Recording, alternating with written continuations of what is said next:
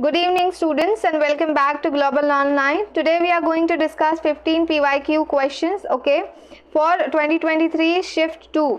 ये बहुत ज़रूरी है दैट आप सारे PYQ क्वेश्चन को कवर करो ताकि आपकी क्वेश्चंस पे पकड़ बने और आप हाई स्कोर कर पाओ. ठीक है, तो हम सारे क्वेश्चन को एक्सप्लेनेशन के साथ कवर करेंगे, चीज़ें समझेंगे. ठीक है, So the first question is identify the correct ones among the following. सही कौन सा है ये आइडेंटिफाई करना है हमें. तो ऑप्शंस देखते हैं. The apology for poetry was written by Sir Philip Sidney. Of course it's true. इस पे क्वेश्चंस आते हैं जैसे सर फिलिप सिडनी आपको दे दिया जाएगा, apology for poetry दे दिया जाएगा एंड आपको जो मैच मेकिंग सिस्टम पे क्वेश्चंस के आंसर देने होंगे. ठीक है, ये ज़रूरी है, याद रखिए. Sir Philip Sidney wrote the apology for poetry as a counterblast to Stephen Gossan's The School of Abuse. It's also true because Sir Philip Sidney ने लिखा ही apology for poetry इसलिए था क्योंकि स्टीफन गोसान ने The School of Abuse लिखा था.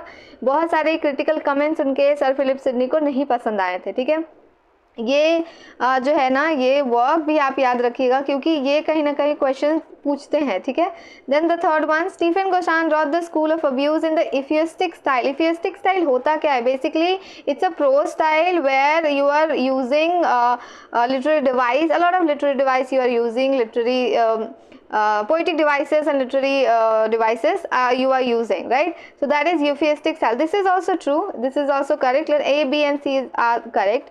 Then the second, Sydney's style was characterized by neoclassical restraint. Of course it's not true because Sydney जो है एलिजाबेथन टाइम के राइटर हैं, तो neoclassical restraint नहीं हो सकता. Then Sidney and Gossan wrote their critical treatise in the 18th century. Of course not, because it was written in the Elizabethan age. ठीक है, so A and B and C are the correct answer. ठीक है, तो ये जो first option है वो सही है. Now आगे बढ़ते हैं. I hope things are clear to you. Which of the following works have been written by Thomas Carlyle? सारे वर्क्स हमें देखने होंगे और सारे वर्क्स जितने भी लिखे हैं वो इम्पोर्टेंट है क्योंकि कुल मिला के बार बार क्वेश्चंस रिपीट की जाती है. ठीक है, तो मैं पहला बताती हूँ. Of heroes and hero worship was written by whom? Of course Thomas Carlyle. तो हमें बताना है कौन कौन से वर्क थॉमस कार्लाइल के द्वारा लिखे गए हैं. The French Revolution was also written by Thomas Carlyle. Of human bondage जो है विलियम सॉमरसेट मॉघम ने लिखा है. अब आप समझ लीजिए कि जब आप विलियम सॉमरसेट मॉघम के बारे में बात करते हैं तो आपको थोड़ी बहुत जानकारी होनी चाहिए, जैसे वर्क्स के बारे में जानकारी होनी चाहिए. ठीक है, the are and the man was written by Harriet. इनके बारे में भी आपको, इनके वर्क्स आपको ज़रूर पता होने चाहिए. हैरियट मैटिन्यू. ठीक है, These are the writer. Now Hudibras was written by whom? Samuel Butler. मैंने पहले भी बताया है इनके बारे में, इनके पे क्वेश्चंस आ चुके हैं, तो आपको इसे कवर करना बहुत ज़रूरी है. ठीक है, कम से कम आप वर्क्स कर लो, that will be enough. So then A and B is going to be the correct answer. So the first option is the correct answer. ठीक है, सारी चीज़ें आपने नोट कर ली होगी, I hope. Now, which of the following works have not been authored by John Stuart Mill? कौन से works को John Stuart Mill ने नहीं लिखा है ये बताना है. लास्ट से शुरू करते हैं. मोनोटोमी छोड़ते हैं हम. ऑन लिबर्टी किसने लिखी है? ऑन लिबर्टी जो है जॉन स्टुअर्ट मिल की वर्क है. ठीक है, Then Explorations is a work written by, we don't know, I don't know the writer, but I'll tell you later if I'll get to know it. Okay, then but ये John Stuart Mill के द्वारा नहीं लिखी गई है, ये sure हूँ मैं. Then Past and Present is also not written by John Stuart Mill. तो किसने लिखा है आप समझिए? थॉमस कार्लाइल ने लिखा है. अब आप इतना तो समझ गए होंगे थॉमस कार्लाइल कितने इंपॉर्टेंट राइटर हैं. ठीक है, हर टाइम इन पे क्वेश्चंस पूछे जाते हैं, शिफ्ट 1 हो शिफ्ट 2 हो, आपको क्वेश्चंस आएगी ही आएगी. Then option B, Thoughts on Parliamentary Reform was written by whom? Whom? Written by John Stuart Mill. ठीक है, ये भी वर्क जो है जॉन स्टुअर्ट मिल ने लिखा है. सब्जेक्शन ऑफ वुमेन जो है ये वर्क इन्होंने ही लिखा है क्योंकि सब्जेक्शन ऑफ वुमेन जब आप लिटरेरी थ्योरी भी करोगे ना, और तब आपको भी ये चीज़ पढ़नी होगी. ठीक है, तो A and B, C and D is going to be the correct answer. ठीक है, क्योंकि past and present and exploration John Stuart Mill का वर्क नहीं है. ठीक है, नेक्स्ट पे आगे बढ़ते हैं. Who among the following are true in the context of literary research? कौन सा सही है? ठीक है, तो मैं बता दूं, it is devoted to the enlightenment of criticism. Of course enlighten करता है चीज़ें. It seeks to eliminate the work of art as it really is. This is also true. Okay, A and B are true. Then it has no connection with the preferred information. Preferred क्या होता है? जब आप suggestions, कोई आपको suggestion या advice देने की कोशिश करते हैं तब, तो ये कोई connection नहीं रखता है, ऐसा statement कह रहा है. But of course literary research is it has connection with the preferred information. ठीक है, so this is not true. It tries to see the writer as he or she really was. Of course there must be a gap. So it's also true. So A, B and D are the correct one. So let's just third one is the correct one. Okay, then next, which among the following are false in the context of? Autobiographical novel है, of course research है ये, don't get confused. Autobiographical research, ठीक है. Autobiographical research में कौन सा गलत है ये आपको बताना है. Now this can be accepted on face value. Of course this is true because face value पे ही हम लोग उसे accept करते हैं. These are usually idealized नहीं होता. Autobiography का मतलब ये नहीं है कि आप हर कैरेक्टर को खूबसूरती से बताओगे.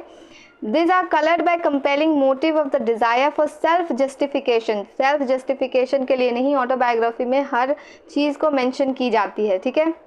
These are embroidered through the sheer exuberance of the artistic imagination. Of course, this is also not true. Now, the correct one, the false are like which among the following are false in the context of biographical research, right? So, B, C and D is going to be the correct answer because A is only the correct or true option. So we are going, like we have asked to correct the false options, right? So B and C and D is the correct answer, the second one. Next, which of the following are the key attributes and skills required in the context of tools and techniques for literary research, right? So हमें बताना है कि कौन कौन से की attributes and skills होते हैं जो कि हमें इन the context of literary research tools and techniques में काम आते हैं. ठीक है. Now the option is having an overview of the main online and printed sources relevant to the research. What? Having an overview of the main online and printing resources relevant to the research. Of course it is needed. तो ये correct है. Not participating in any online information networks as others may copy the work. Of course this is going to be the wrong one. Getting to know a range of available online resources and being able to evaluate these sources comparatively. Of course this is true. Then using online and printed sources of identify and locate material archives. Of course this is also true. If you have read about literary research, even if you have read about research techniques, no, in paper 1 you would answer this type of questions very easily. So A, C and D is going to be the correct answer. Okay, so here the third one is the correct answer, right? So let's jump into the next question. Which among the following are written by Mikhail Bakhtin? अब आपको बताना है कौन से जो works हैं वो Michelle भक्तिन के द्वारा लिखे गए हैं. तो आप एक एक करके एक एक ऑप्शन हम कवर करेंगे तो आप देखते जाओ. ठीक है. द वाइट माइथोलॉजी किसके द्वारा लिखी गई है आपको पता है? अब मैं बताती हूँ. W.D. क्लार्क के द्वारा. ठीक है. ये मिखेल भक्तिन का वर्क नहीं है. देन डायलॉगिक इमेजिनेशन किसके द्वारा लिखी गई है? ऑफ कोर्स मिखेल भक्तिन के द्वारा. Now the second option is correct. ये मिखेल भक्तिन के द्वारा लिखी गई वर्क है तो हम इसे टिक कर देते हैं. The ideology of the aesthetics किसके द्वारा लिखी गई है? ये मिखेल भक्तिन का वर्क नहीं है तो किसका वर्क है? टेरी ईगल्टन. अगर किसी करेक्ट आंसर भी हमें नहीं मिल रहा है ना तो भी हमें सारे ऑप्शंस कवर करने होते हैं. Rabelais and his world was written by whom? Of course Mikhail Bakhtin. Mikhail Bakhtin, of course I can write like this also. Then morphology of the folk tale was written by whom? आप चीज़ें समझिए. जो भी writers cover कर रही हूँ ना मैं, वो सारे इंपॉर्टेंट होते हैं. Vladimir prop. जो भी ऑप्शंस पे आएंगे वो सारे इंपॉर्टेंट होंगे. सुनाओ कौन सा ऑप्शन सही है? B and D, right? B and D is going to be the correct answer. So the second one is the correct answer. So let's read the another one. ठीक है. Which of the following are correctly matched? Now कौन सा correctly matched है ये बताना है आपको. तो आप देखते जाओ. हर ऑप्शंस को हम डिटेल में पढ़ेंगे. Then will can answer that, right? So John Keble on the healing power of poetry, ये वर्क बता रहा है कि ये जो वर्क है वो जॉन केबल ने लिखा है. This is true. ठीक है. Carl Jung writing and difference, writing and difference किसने लिखा है? जैक डरीडा का वर्क है ये, it's not written by Carl Jung, ठीक है। तो आप ये सारी चीज़ें याद रखोगे तो हेल्प होगी। जैक डरीडा का वर्क है। Now Jacques Derrida modern man in search of a soul, तो ये जो वर्क है ना क्रॉस हो गया है, सो ये कार्ल जंग का वर्क है। द थर्ड वन जो है वो कार्ल जंग का वर्क है। नाउ तो अब आपको पता चल गया, ये भी मैच करेक्टली नहीं हुआ, ये भी करेक्टली मैच नहीं है। Now Harold Bloom the anxiety of influence, ये किसके द्वारा लिखी गई है? D. So of course anxiety of influence जो है ना हेरोल्ड ब्लूम के द्वारा लिखी गई है, सो this is the correct option. Cat millet a feminist introduction किसके द्वारा लिखी गई है?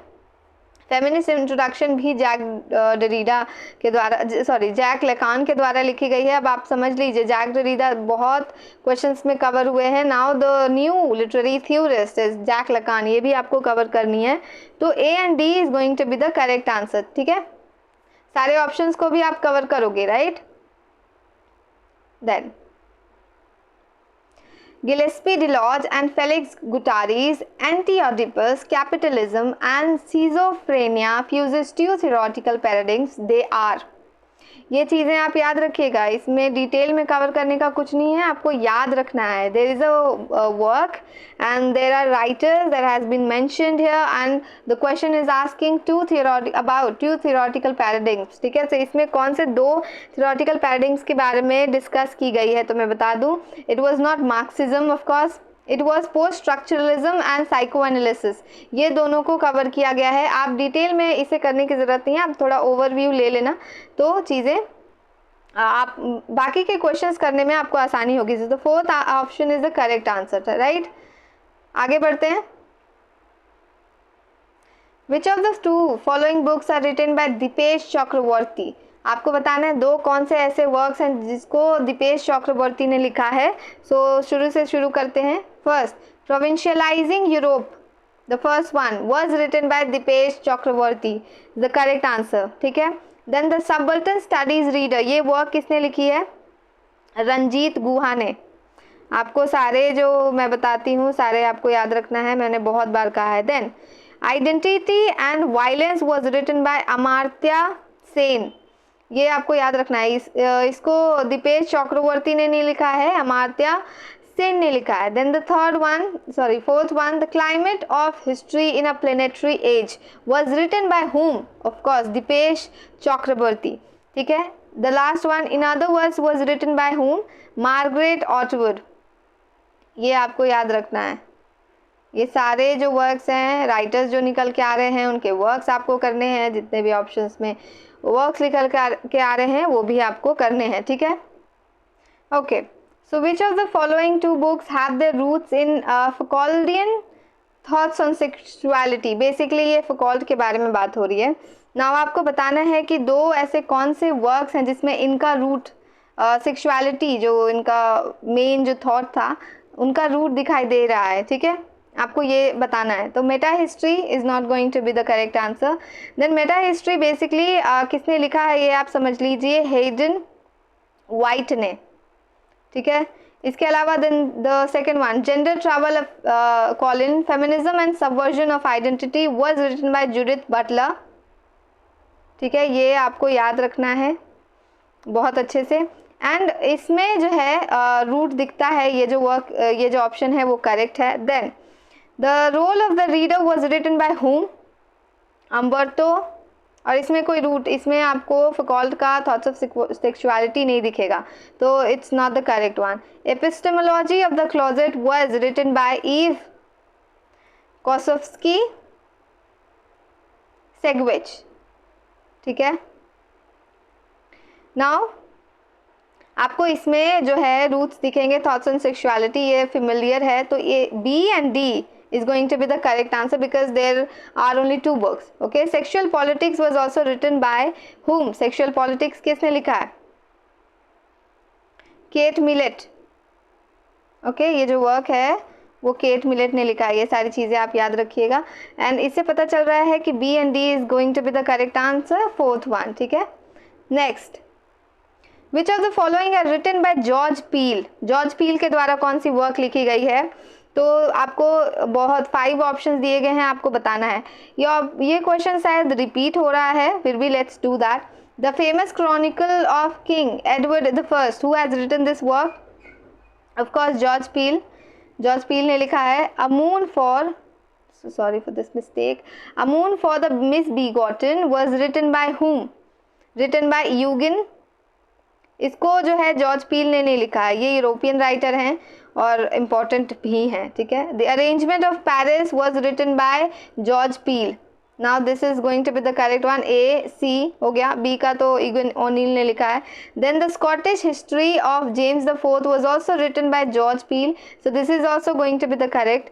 Then sorry, I am so sorry, ये जो जॉर्ज पील ने नहीं, रॉबर्ट ग्रीन ने लिखा है, ठीक है। So the fourth one is not going to be the correct option, Robert Greene ने लिखा है। द ओल्ड वाइफ्स टेल जो है वो जॉर्ज पील ने लिखा है, ठीक है।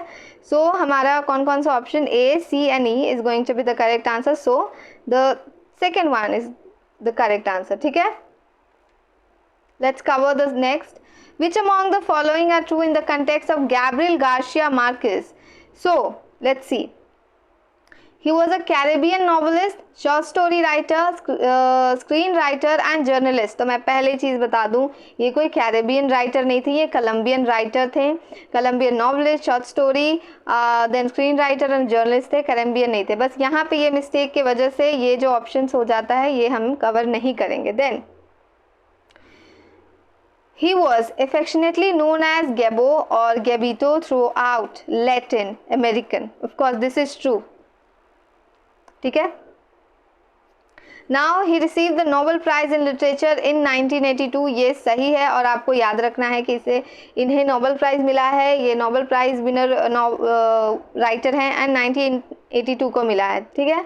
Love in the time of cholera is a memoir written by Marquez. अब ये गलत है, रॉन्ग है। क्यों गलत है मैं बता देती हूँ, आप समझिए। Love in the time of cholera जो है ना वो गैब्रियल ने लिखा है, बट ये मेमोर नहीं है, ये नॉवल है, ये एक नॉवल है, ठीक है। यहाँ पे थोड़ी थोड़ी चेंजेस की वजह से आपको आपका जो आंसर हो सकता है वो गलत हो जाए, ठीक है। तो आप बहुत अच्छे से पढ़ोगे सारे options. Then fifth, his novel 100 Years of Solitude was published in when 1967। okay, so this is also the correct answer। now the first let's see, B, C and E correct है, ठीक है। B, C and E third one, ठीक है। Next, which of the following are the novels written by John Steinbeck? अब आपको ये बताना है कि कौन से वर्क जो हैं जॉन स्टीनबैक ने लिखे हैं। The naked and the death, naked and the dead जो है इन्होंने नहीं लिखा, जॉन स्टीनबैक का वर्क नहीं है, तो किसका वर्क है ये भी तो जानना जरूरी है। सो नॉर्मन मेले का वर्क है, कौन सा? The naked and the dead. Then the Grapes of Wrath was written by whom? Of course, John Steinbeck.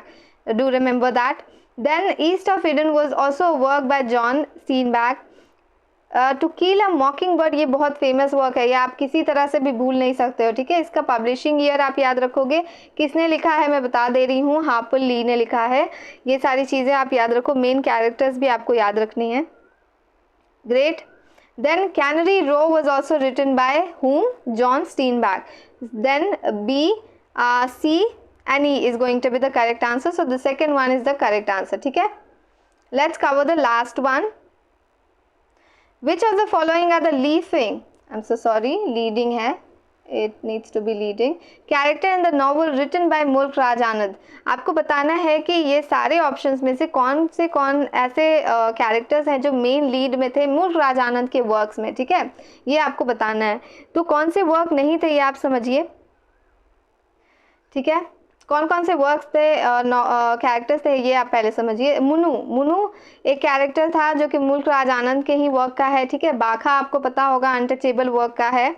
Then सी, संपत जो है ना ये मुल्क राज आनंद के बुक के कैरेक्टर का नहीं है, बेसिकली महाश्वेता देवी ने एक वर्क लिखा है। कौन सा वर्क मैं अभी बता देती हूँ। महाश्वेता देवी ने कौन सा वर्क लिखा है? द्रौपदी, जिसमें ये जो है मेन कैरेक्टर में है, ठीक है।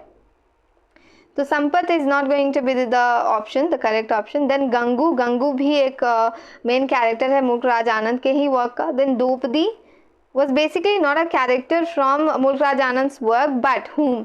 तो मैं बता दूं आर के नारायण ने एक बुक लिखा है द प्रिंटर ऑफ मालगुड़ी, ठीक है। ये work basically Draupadi main character में है, ठीक है। इस वर्क में द्रौपदी जो है मेन कैरेक्टर में है, ठीक है। तो ऑप्शंस कौन कौन से सही हो गए, ए हो गया, बाखा हो गया and D. A, B and D is going to be the correct answer, so we can say that the fourth one is the correct answer, right. So we have done our lecture for today, और हम और भी lectures करेंगे और भी questions करेंगे। फिलहाल के लिए आपको जितनी भी चीज़ें पढ़ाई गई हैं आपको रिवाइज करना है। आप जितनी बार रिवाइज करोगे उतनी चीज़ें आपके लिए आसान होगी। All the very best for your upcoming exam. आपको बहुत तरक्की मिले ऐसी मेरी आशा है। आप जितनी ज़्यादा प्रैक्टिस कर पाएंगे उतनी ज़्यादा प्रैक्टिस कीजिएगा, ठीक है। आपको चीज़ें समझ नहीं आए तो आप दोबारा से वीडियो को रीप्ले कीजिए, चीज़ें नोट डाउन कीजिए, जो भी मैंने होमवर्क दिया है वो सारी चीज़ें कीजिए। आप ऑफकोर्स बेटर स्कोर कर पाओगे, ठीक है। So thank you for today, will meet in the next lecture.